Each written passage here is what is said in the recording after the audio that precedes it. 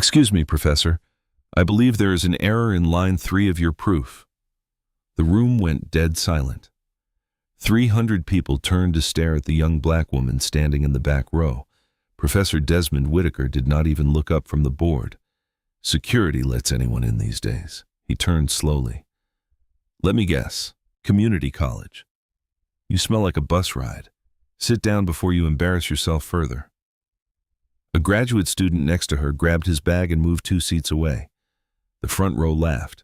Someone pulled out a phone and started filming. A woman in the 3rd row whispered loud enough for everyone to hear, "Who let her in here?" Not one person stood up for her. Not one. But every single person in that room was about to learn a lesson they would never forget. Man, they really underestimated her. Let's see how this plays out. To understand what happened next, you need to understand where this story takes place. Harvard University, Cambridge, Massachusetts, one of the most powerful academic institutions on the planet. And inside that institution, there was a man who believed he owned the building. Professor Desmond Whitaker, tenured professor of mathematics, chair of the Department of Applied Mathematics, fellow of the American Mathematical Society, author of a graduate textbook cited over 14,000 times. His grandfather was a Harvard dean. His father was a Harvard professor. Desmond Whitaker did not attend Harvard. He inherited it. Every autumn, the university hosted an event called the Whitaker Distinguished Lecture Series in Applied Mathematics. Read that name again. The lecture series was named after his family, funded by his family's endowment, organized by him, judged by him. It was his kingdom. The event brought together the best graduate students, postdoctoral researchers, and visiting scholars from across the country. On the final days, there was a public competition. 4 rounds of increasing difficulty. Participants solved problems on a whiteboard in front of a live audience. A panel of 3 judges scored each round. After each round, the lowest scorers were eliminated. The winner received 2 things: a public commendation from Harvard and a personal letter of recommendation from Professor Whitaker. For most people in that room, that letter was a nice bonus. For the woman standing in the back row, it was everything.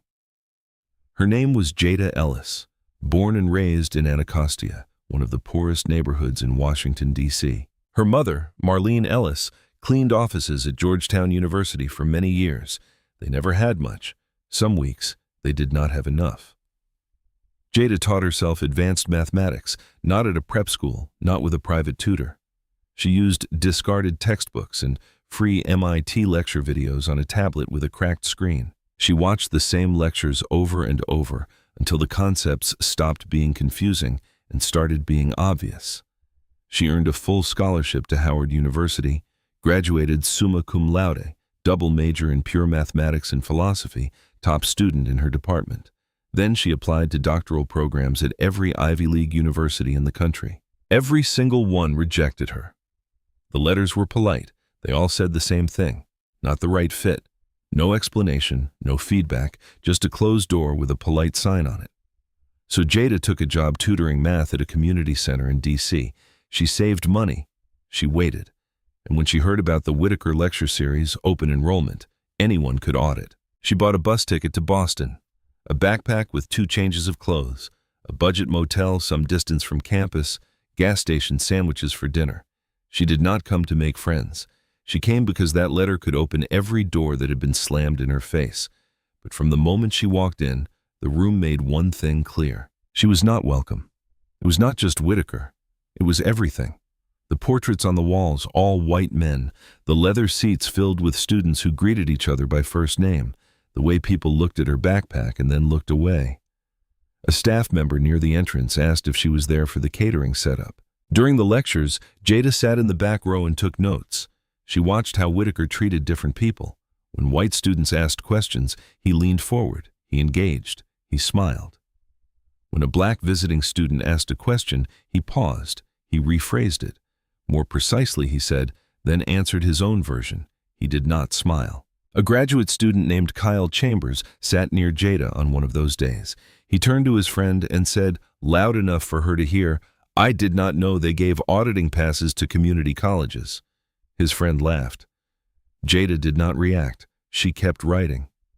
That night, alone in her motel room, she read the competition rules one more time. 4 rounds open to all participants, judged on correctness, elegance, and speed. She closed the laptop and stared at the ceiling. She had not come this far to sit in the back row. But Jada did not know that the hardest part was not getting into the competition. It was what Professor Whitaker had already planned for anyone who dared to challenge him. Professor Whitaker stood at the front of the lecture hall, chalk in hand, working through an advanced proof involving graph coloring. His writing was fast and confident. Every line flowed into the next like he had done this 1,000 times. The room was quiet. 300 people watched in admiration. But Jada was not watching with admiration. She was watching with focus. Her eyes moved from line 1 to line 2. Fine. Line 2 to line 3. She stopped. She tilted her head. She looked at her notebook. She looked back at the board. She checked her notes again. In line 3, Whitaker had distributed a negative sign across a binomial expression. But he had missed the second term. The sign should have been positive, not negative. It was a small error, the kind that most people would overlook, but Jada was not most people. She could already see the chain reaction. That one wrong sign changed the inequality in line 5, which collapsed the bound in line 8, which meant the entire conclusion was wrong. She raised her hand. Whitaker did not look at her. He scanned the front rows, pointed at Cameron Hayes, his star doctoral student, sitting in the second row, and took his question instead. Cameron asked something about real-world applications. Whitaker smiled and answered warmly. They exchanged ideas like old friends. Jada's hand was still in the air. Whitaker finally glanced toward the back of the room. His smile disappeared. Yes, the auditor. Not her name. Not Miss. Not you in the back, the auditor. A category, not a person. Jada began to speak. Professor, in the third line of your proof, he held up one finger and cut her off. I will take questions from enrolled participants first. If there is time at the end, auditors may submit questions in writing. He turned back to the board. Conversation over. The room was quiet. Not the kind of quiet that comes from sympathy, the kind that comes from discomfort. A few students in the front row exchanged glances. Kyle Chambers smirked. Someone in the middle section whispered, "She really thought she could just speak up." Tiana Brooks, a black woman sitting next to Jada, another auditing visitor, gripped her armrest so hard her knuckles turned white. She looked at Jada with an expression that said, "Let it go. It is not worth it." But Jada did not let it go. She looked at the board. She looked at the man who had just reduced her to a label. She looked at 300 people who had already decided she had nothing worth saying, and she raised her hand again. This time the room noticed, not because they supported her, because they were curious, the way a crowd is curious when someone walks toward a cliff edge. Cameron turned around in his seat. 2 people stopped whispering. Even Kyle looked back. Whitaker saw the hand. He knew the room was watching. If he ignored her again, it would look petty. If he let her speak, she might embarrass herself, which would prove his point. He sighed. The sigh of a man doing someone a favor they did not deserve. Fine. Go ahead. Jada stood up. She did not rush. She did not stammer. She looked directly at the board and opened her mouth. And what she said next made every single person in that room stop breathing. Jada stood in the back row. She did not step forward. She did not move to the aisle.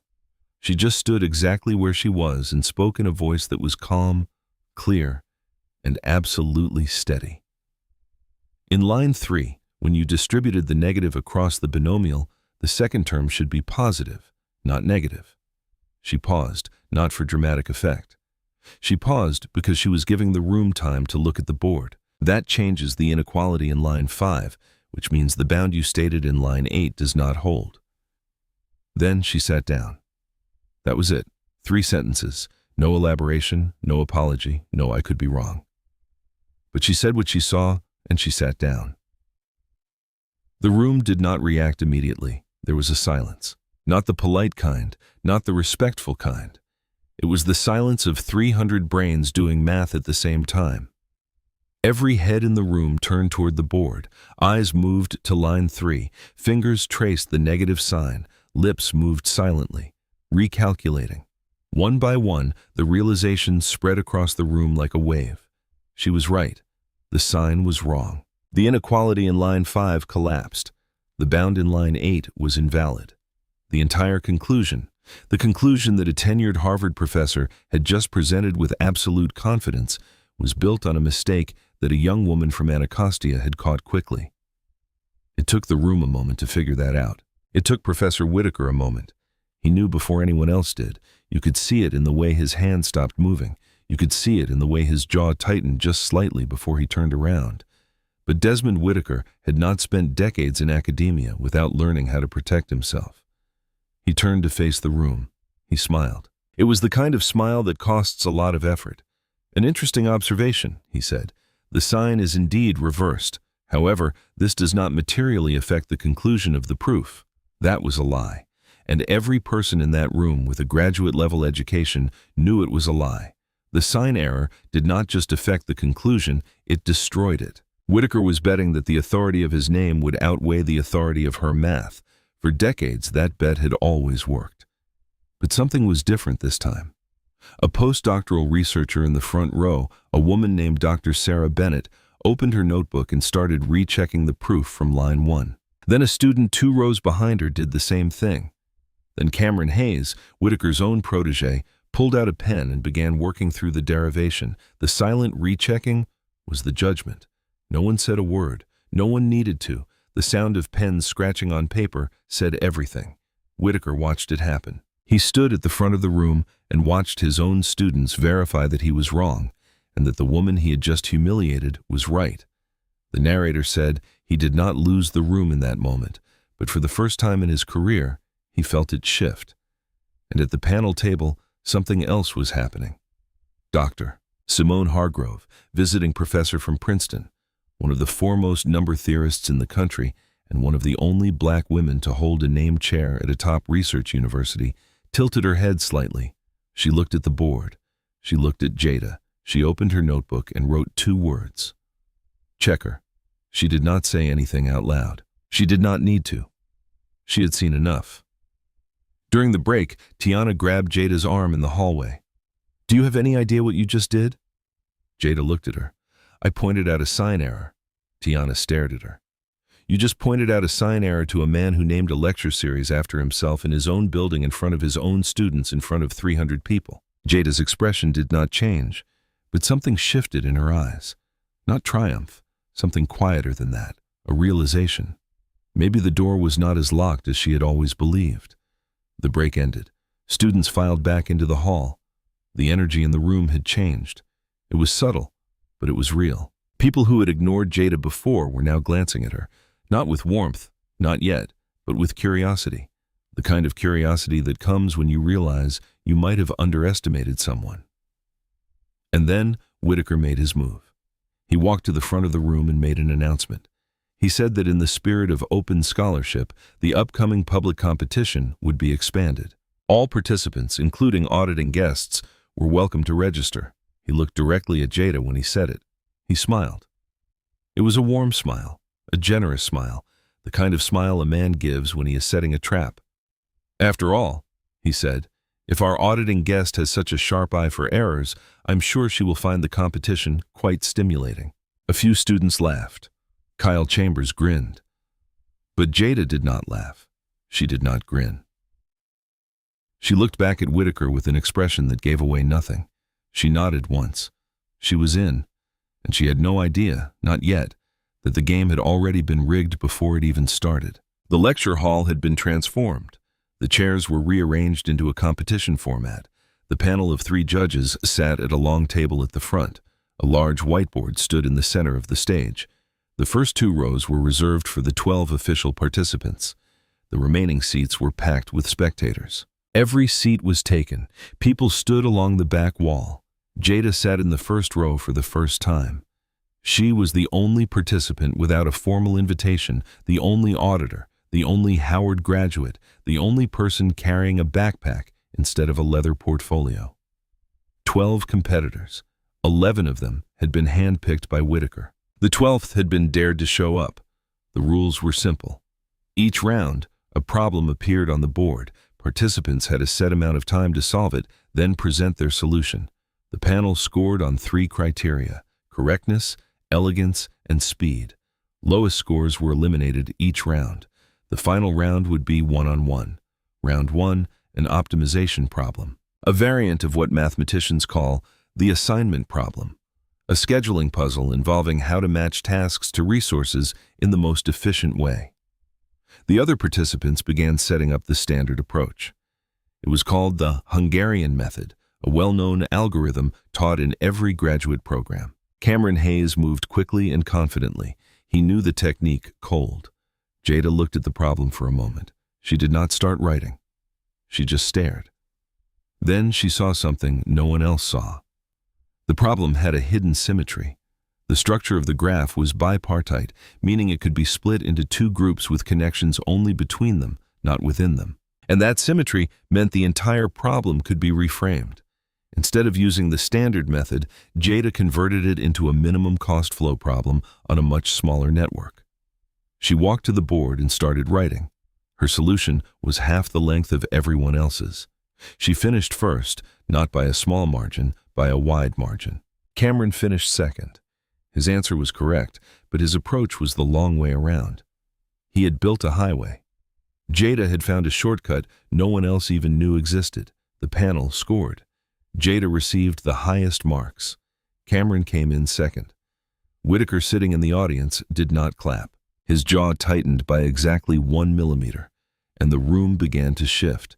Students who had smirked at Jada days earlier were now leaning forward. A few pulled out their phones, not to mock her this time, to record her.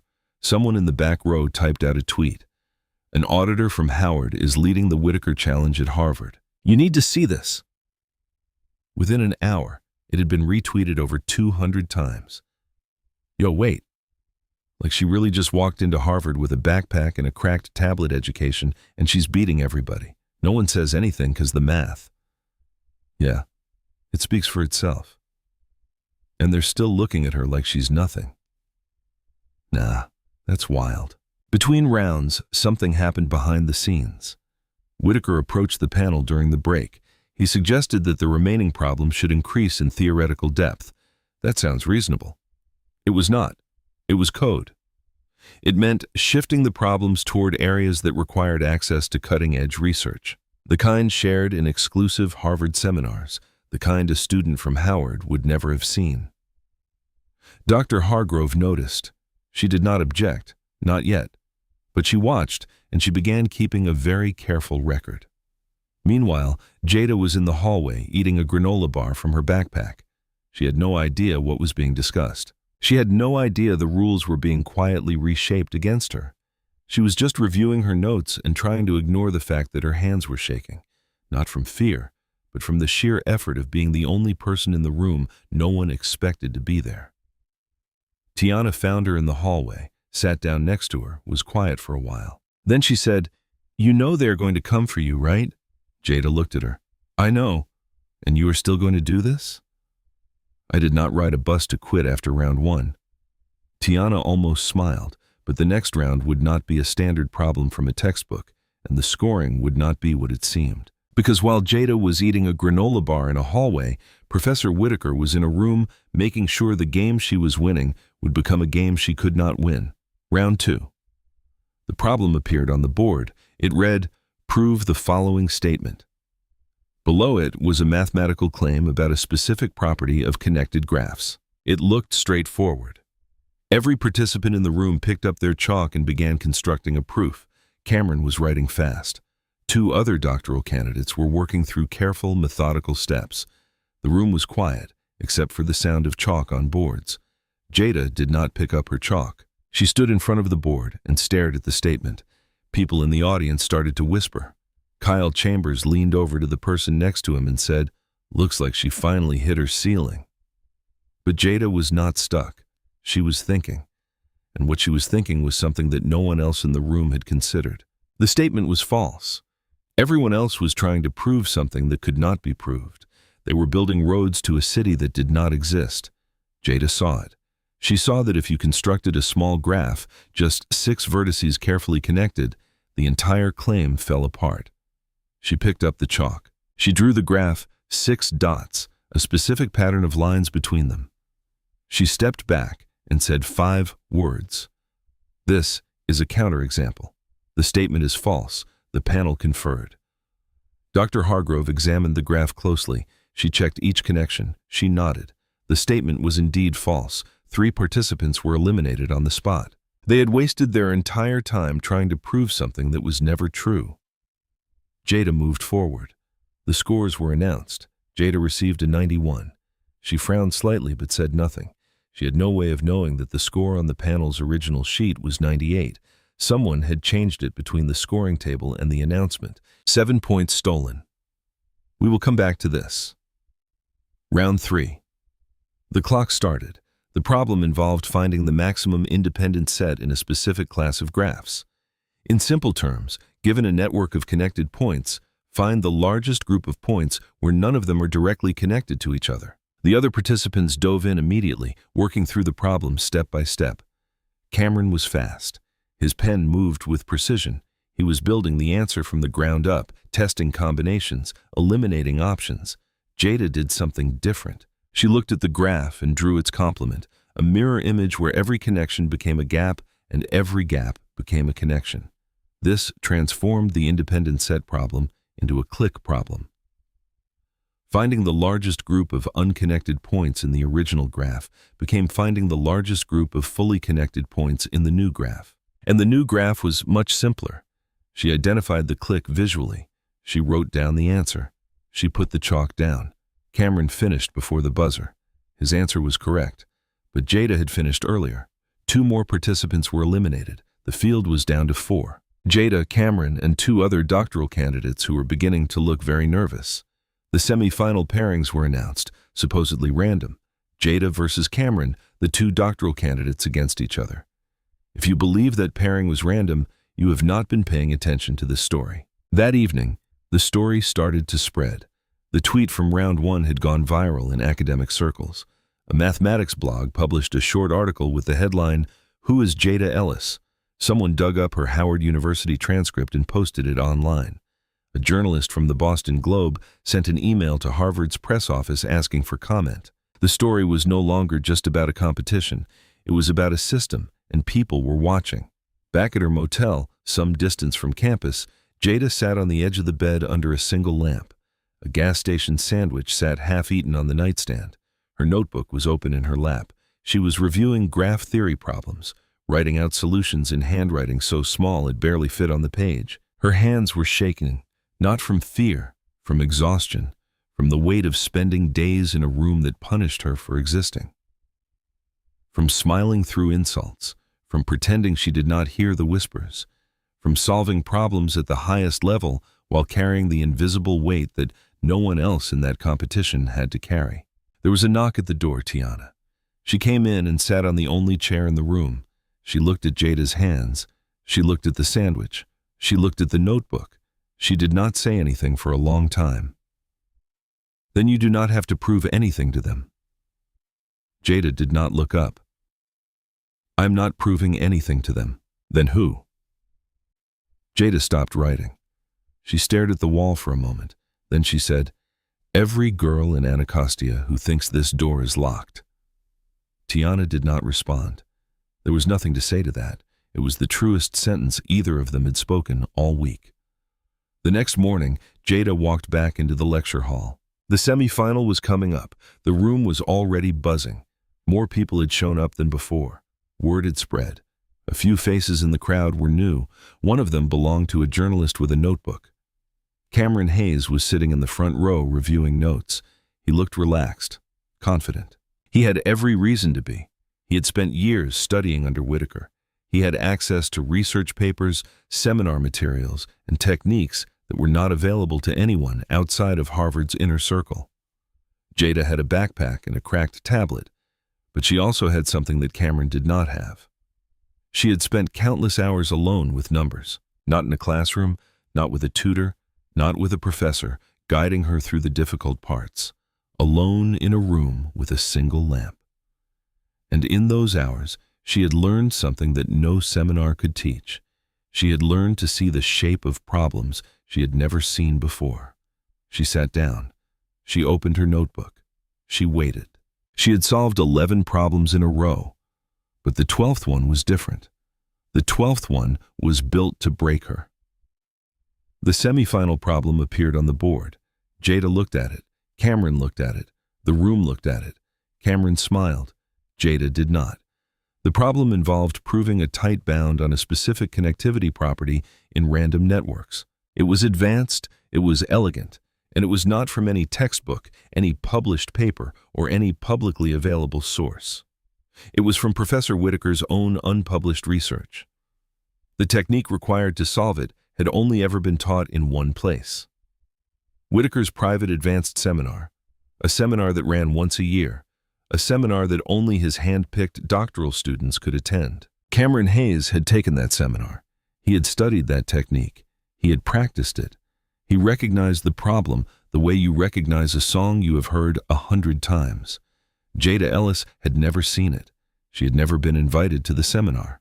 She had never had access to the research.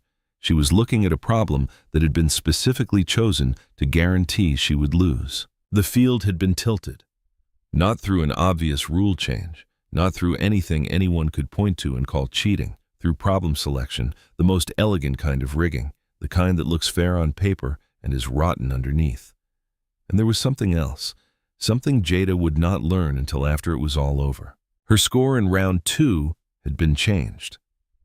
Her actual score, the one written on the panel's original scoring sheet, was 98. The score that was announced to the room was 91, 7 points stolen. If the real score had stood, Jada would have entered the semifinal with a commanding lead. Instead, she entered believing she was barely ahead. 2 manipulations, 2 invisible walls, both built by the same man.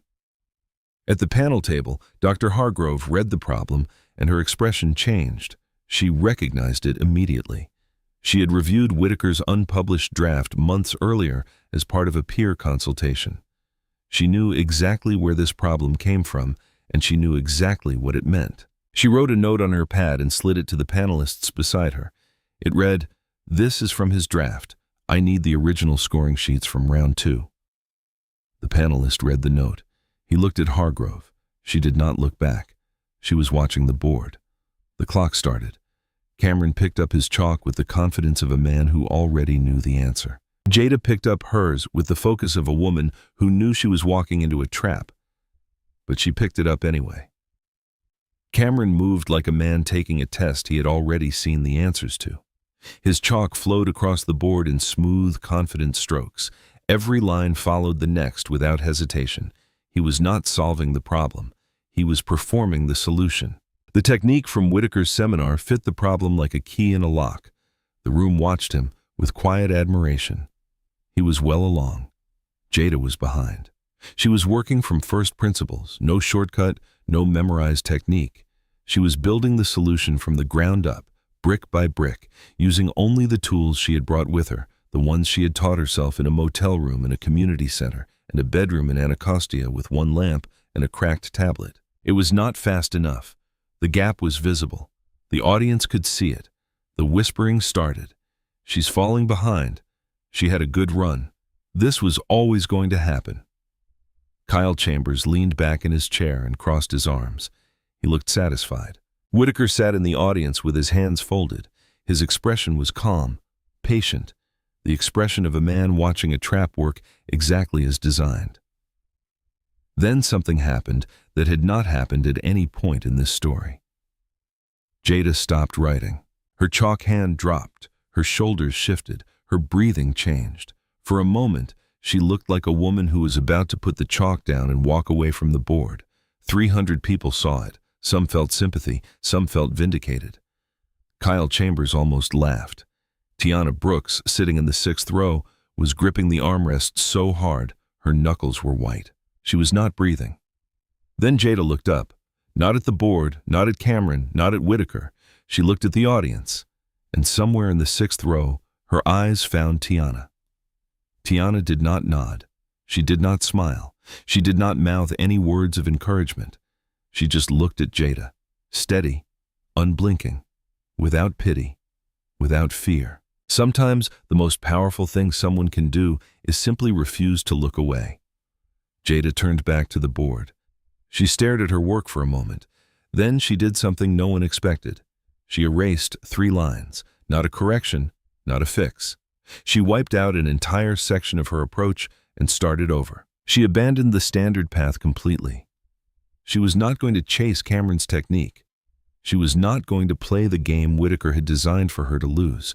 She was going to build her own. A new construction appeared on the board, an auxiliary graph, a mapping between 2 structures that no one in the room had seen before. She was not following any textbook. She was not applying any known method. She was inventing something in real time under pressure with 300 people watching and a clock counting down. Cameron put his chalk down. Done. The room applauded. His solution was clean, correct, and built on the technique he had been handed. Whitaker nodded in approval. Jada was still writing. Her chalk was moving fast, faster than it had moved all day. New lines, new inequalities. The auxiliary graph was taking shape. She was running out of board space. She moved to the bottom right corner and wrote the final line, small but clear, the line that completed the proof. The buzzer sounded. But Dr. Simone Hargrove had been watching the entire board from the panel table, and she had seen something that everyone else missed. Jada stepped back from the board. The buzzer was still ringing in the air. Whitaker stood up. He walked to the front of the room with the slow, measured stride of a man who had already decided the outcome. He positioned himself directly in front of the whiteboard, directly in front of the bottom right corner where Jada had written her final line, and faced the audience. "Time," he said. "Mr. Hayes has completed his solution. Unfortunately, Miss Ellis's work appears to be incomplete." He gestured toward the board behind him. From the audience's angle, the main body of Jada's proof was visible. The auxiliary graph, the mapping, the inequalities. But the final line, the one she had written in the corner in the last moments, was hidden behind Whitaker's body. The room saw an unfinished board. Cameron was awarded the round. The audience clapped, polite, restrained, the kind of applause that says, "Well, that is that." Jada stood at the side of the stage, silent, still. Her face gave away nothing. Tiana, in the 6th row, had tears running down her face. Not because it was sad, because it was unfair, because everyone in the room had just watched a rigged game produce exactly the result it was rigged to produce. Cameron shook hands with 2 of the panelists. Whitaker was already preparing to announce the final round format. The story, it seemed, was over. Every person in that room thought it was over, including me. Then Dr. Simone Hargrove spoke. "Professor Whitaker." Her voice was not loud. She did not raise it. She did not need to. It was the kind of voice that stops a room, not because of its volume, but because of its authority. Decades at Princeton, hundreds of published papers, a named chair in number theory. When Simone Hargrove said your name, you stopped what you were doing. Whitaker stopped. "Before you proceed," Hargrove said, "I would like to examine Miss Ellis's board." Whitaker blinked. "Whitaker, the solution is incomplete, Dr. Hargrove. We all saw. Humor me." 2 words. The room went silent. Not the uncomfortable silence from before. A different kind. The kind where 300 people suddenly realized they might be about to witness something they did not expect. Hargrove stood. She pushed her chair back. She walked from the panel table to the whiteboard. Every eye in the room followed her. Whitaker had no choice. A Princeton professor, a fellow of the American Mathematical Society, had made a public request to examine a contestant's work. Refusing would be an admission that he had something to hide. He stepped aside, and when he moved, the bottom right corner of the board became visible. Hargrove began at line 1. She traced Jada's proof with her finger. The auxiliary graph construction, the bijection, the one-to-one mapping between edge sets in the original problem and vertex covers in the new structure, the probabilistic counting argument, each step building on the last, clean, logical, original. Her finger reached the end of the main body of work. She kept going. It moved to the bottom right corner. She stopped. She read the final line. She read it again. Then she turned to face the room. A moment of silence. In those moments, 300 people were confused. Cameron was frowning. Whitaker's smile was frozen in place like a mask that no longer fit. Tiana had stopped breathing. Jada had not moved. Then Hargrove spoke. "The proof is complete." She pointed to the corner. "The final line is here, written in the last moments before the clock expired." She paused. She looked at the board one more time. Then she said, "The bound is tight. The bijection is original. And it is without question the most elegant proof presented in this competition." For one more second, the room was still. One more second of 300 people processing what they had just heard. One more second of recalculating everything they thought they knew. Then the room broke open. It did not start with applause. It started with a gasp, someone in the third row, then a murmur that rippled outward like a stone dropped in water, then clapping. Not the polite kind from before, the real kind, the kind that starts in one place and spreads until it fills the room. Students stood. The postdoctoral researcher in the front row covered her mouth with both hands. Two professors on the panel started clapping before the third had even processed what happened. Tiana was sobbing, not quietly. The kind of crying that comes from somewhere deep, from a place where every insult, every dismissal, every closed door had been stored and compressed and was now releasing all at once. Cameron Hayes stared at the bottom right corner of the board. He stared at it for a long time. Then he turned to Jada. He did not look angry. He did not look resentful. He looked like a man who had just watched someone do something he could not do. He started clapping. He was the first person standing in his row. Whitaker did not clap. He did not stand. He stood at the side of the stage and looked at the corner of the board, the corner he had been standing in front of, the corner he had blocked when he declared her solution incomplete. Whether he knew the final line was, there is a question only he can answer. But 300 people saw where he had been standing, and 300 people would remember. Jada did not celebrate. She did not pump her fist. She did not cry. She closed her eyes for a moment. When she opened them, she looked at the board, not at the audience, not at Whitaker, not at the cameras. She looked at her own work, because the proof was the only thing in that room that had never lied to her. Hargrove turned to the panel. "I move that we reevaluate the semifinal scores. Miss Ellis's proof is not only complete, it is superior. The bijection is original. The approach is more general than the standard method. I further move that the competition be awarded outright. There is nothing a final round could add." The panel voted 3-0, unanimous. Jada Ellis won the Whitaker challenge. Cameron shook her hand. "That bijection was something I have never seen. Where did that come from?" Jada looked at him. "I did not have your technique, so I had to build my own path." Cameron paused, then quietly, "Your path was better." The room was still applauding, but the story was not over because Dr. Hargrove was not finished. She had one more thing to say, and when she said it, the applause would stop, and the silence that followed would be the loudest sound that room had ever heard. The applause was still fading when Hargrove stood again. Nobody had left. 300 people, phones still out, some are still recording. She walked to the center of the stage carrying 2 documents. "Before we conclude, there is a matter of record." The room went quiet. She held up the first document. The semifinal problem was traced to an unpublished research draft authored by Professor Whitaker months ago. The technique required to solve it was taught exclusively in his private seminar, available only to his doctoral students. She held up the second document. "This is the original scoring sheet from round 2.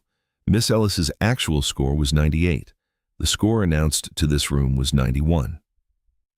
She placed both documents on the table. "The discrepancy has been documented." 300 heads turned to Whitaker.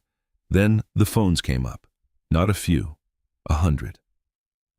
Red recording lights blinked across the auditorium like unblinking eyes. Dean Thomas Prescott stood from the 5th row. He saw the phones. He saw the journalist from the Boston Globe scribbling in the 3rd row. "The Whitaker Lecture Series is suspended immediately pending review by the Office of Academic Integrity. Professor Whitaker, you are relieved of all administrative duties, including department chair. Effective now." He paused. "Additionally, I believe an acknowledgement is owed to Miss Ellis." Professor Whitaker. Every camera pointed at one man. Whitaker stood. His face was gray. He opened his mouth, closed it, opened it again. "Miss Ellis, I owe you an apology. The competition should have been conducted fairly. It was not. That is my responsibility." The words came out like they were being pulled with pliers, but they were public. They were recorded. They could never be unsaid. Within hours, the video had millions of views. By morning, the story was on the front page of the Boston Globe, the New York Times, and CNN. 3 former students came forward with similar accounts. His publisher paused his textbook. Speaking invitations vanished. Decades of prestige collapsed quickly. Harvard does not fire tenured professors. It lets them become invisible. Sometime later, the lecture hall was empty. Jada came back to collect a notebook she had left behind. The room was silent. The seats were empty. The lights were dim, but the whiteboard was still there and her proof was still on it. No one had erased it. She was not alone. Whitaker was standing in front of the board, not performing, not lecturing, just standing there looking at her work. His career was in ruins. His name had been removed from the series his family built. His office had been reassigned. But none of that was on his face right now. He was just looking at the math. He heard her footsteps and turned. "Miss Ellis, the bijection. Where did you learn that technique?" "I did not learn it. I built it." A long pause. The longest silence between 2 people in this entire story. No cameras, no audience, no performance, just a man and a woman and a proof on a board. Yes, I can see that it was not an apology. The apology had already been extracted in public in front of cameras, and it had meant nothing. This was different. This was a man standing alone in front of a proof he could not have written, admitting to himself as much as to her that he had been wrong about her. Jada received the letter of recommendation, reviewed by committee. She applied to 3 doctoral programs, accepted to all 3. She chose MIT, not Harvard. She did not choose the institution that finally let her in. She chose the one that wanted her from the start. On the bus ride home to D.C., she called Tiana. "How does it feel?" Jada thought for a moment. "It feels like the door was never locked. We just could not see the handle. Real talk, this one hits different for me." 'Cause Jada, she didn't argue, didn't beg. She just showed up and let the work talk. And that guy who tried to erase her, yeah, everybody saw him instead. And that's the thing right there. Truth. You can try to block it, but you're not stopping it. If this story reminded you of someone whose talent the world has not seen yet, send it to them. And if you want more stories like this, subscribe, because Jada Ellis is not the last. She is just the